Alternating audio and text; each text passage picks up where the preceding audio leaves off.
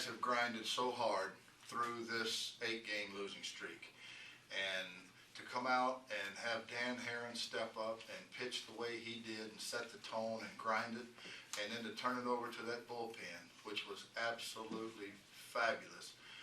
It was great to be a part of and just feel the intensity in there and watch these guys grind through it. Some tremendous plays, obviously Ozuna's throw and the play at the plate, and then, man, I mean, that 13th inning, the way they grinded at bats, got on base, and then Prado, just a professional hitter. I mean, what else can you say about Martin Prado? He's a pro in every aspect of the game.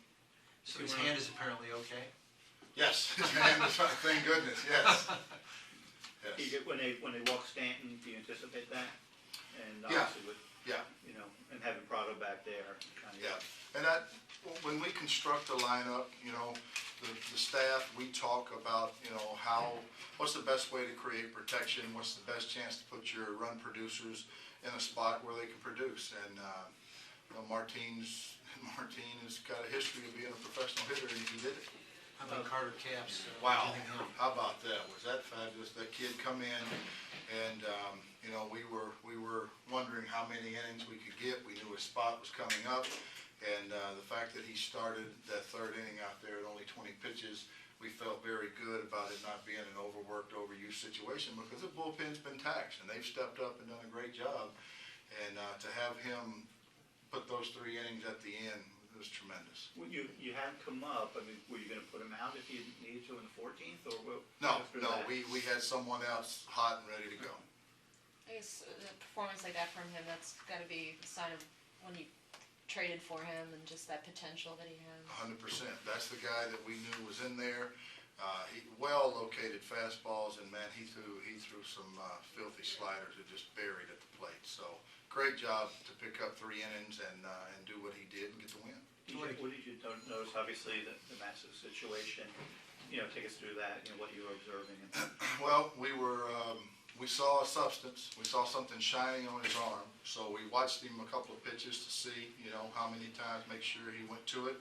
And so I went out and I asked the home plate umpire Jordan to check it, and the crew chief Paul Emmel, and he said, "You want me to check?" And I said, "Yes." And so he checked, and you know, by their opinion that there was something there, you know, a foreign substance, and they made their decision. Is this something that, you know, obviously now 2 and 3 days, is this something that, you know, baseball is going to be kind of looking at in teams, you think, or, you know? You know what, again, this was a situation that we saw, and you know what, the game's tough enough to play, and we didn't want to create an unfair advantage to our hitters, and so that's why I went out and asked for them to check it. How would you describe the weight that's been lifted off of you personally? You know what, this is not about me. I mean, am I thrilled? Absolutely, to have a first win as a manager, you bet, but much more important than me as a manager is to break an 8-game losing streak and watch what these guys have done, and to see them fight and battle and have to win a very tough ball game against a good team. How big a weight is it off the team? Tremendous. It's a tremendous weight, being able to have a little fun and, you know, initiate their manager and do the things they did to me, which was, like I said, is the greatest, dirtiest bath I've ever had. What they do? I'm not even sure that I know, because it happened from behind.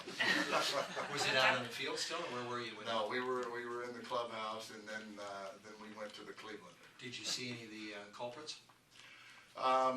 After the shaving cream pretty well blocked my vision.